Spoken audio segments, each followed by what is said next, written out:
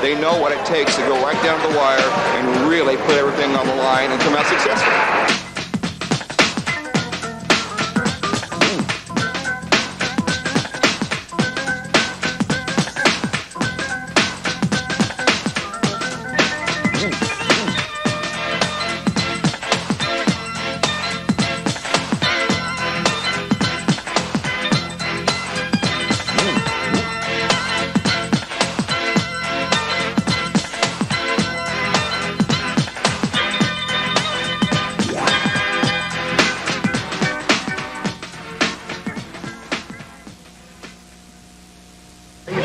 Are you excited to go out there? I'm scared. You're scared? Very. But it's only another 9 minutes and you won't have to worry about it, right? Right. So I'm just going to get it over with.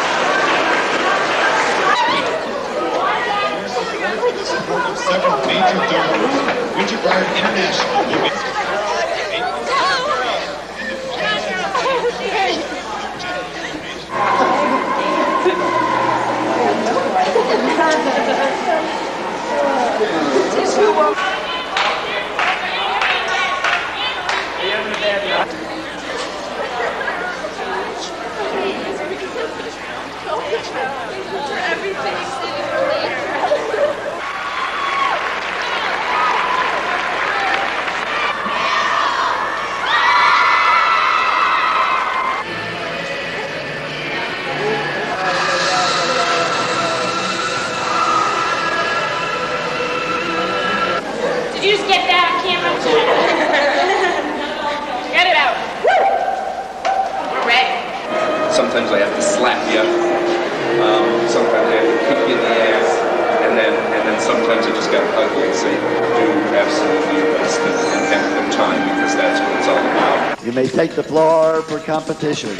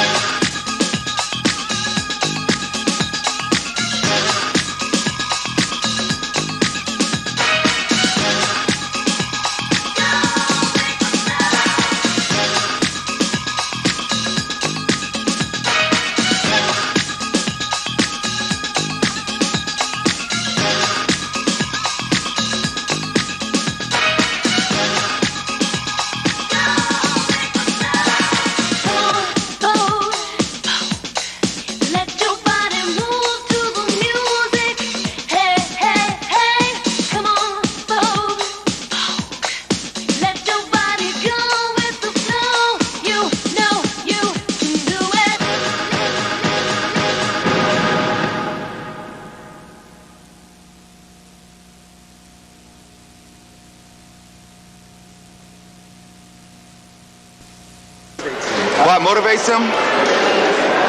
Excellence, striving to do as good as they can.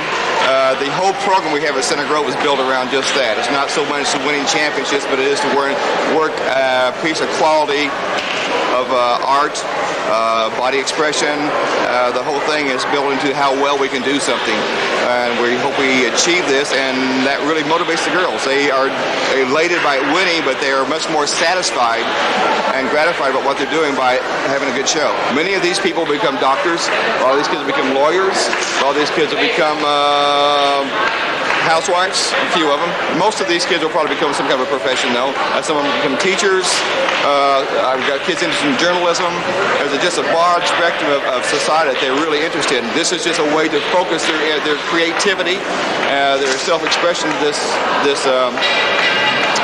event, and from that, I think when they leave here, go out of high school and enter college and know what it takes to get an A in their chemistry class or in their government class, and when they get out in life, they know what it's going to do to make a project successful, and they're also going to know how to work well with each other.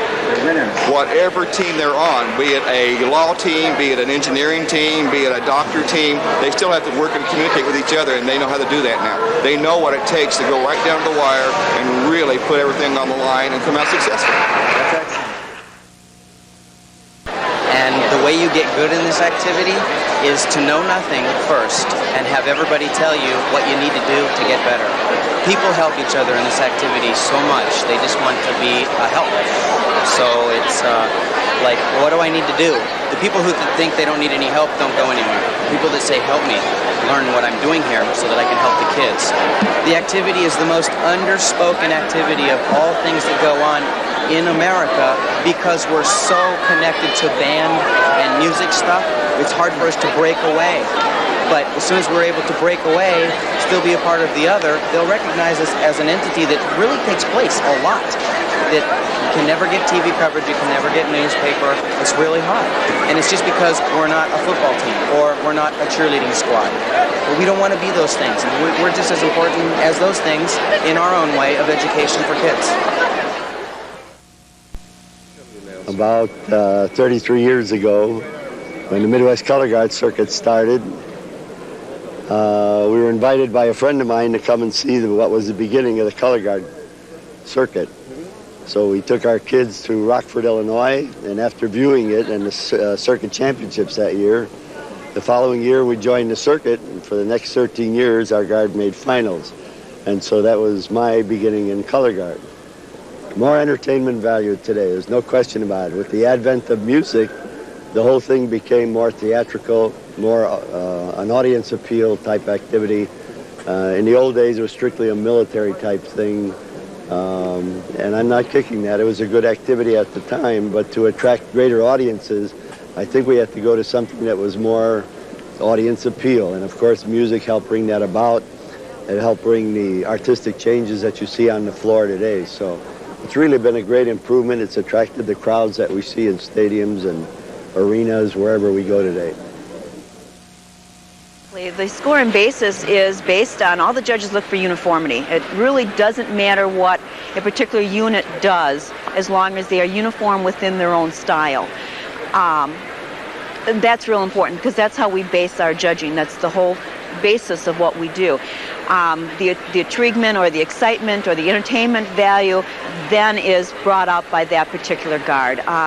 Some guards take it from a different path. Some people like the traditional and they do it very well, and it's very pleasing and it's fun to watch, and it's still very entertaining. Other people try maybe a different type of road to cover. You know, they go a different path, and that leads to a different thought process. And when you're a judge, it's entertaining because you don't want to see 50 guards that look the same.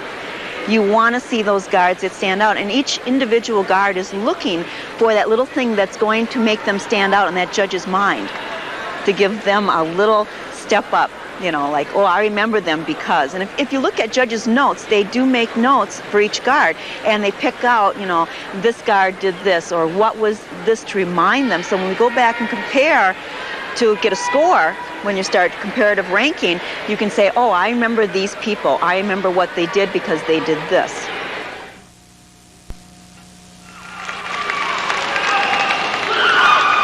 In third place, with a final score of 94.25, the Pride of Cincinnati.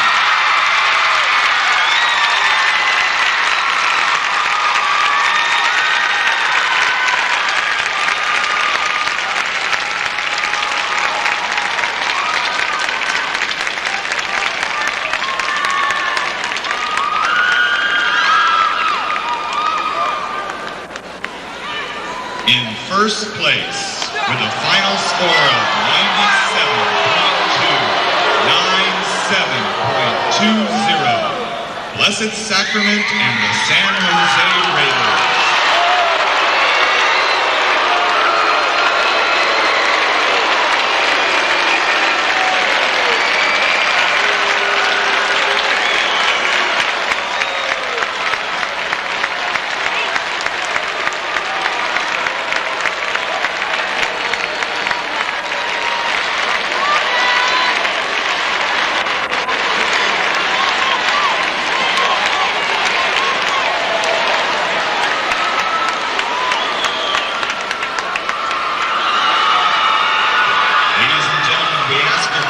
And that no one will be allowed on the contest floor.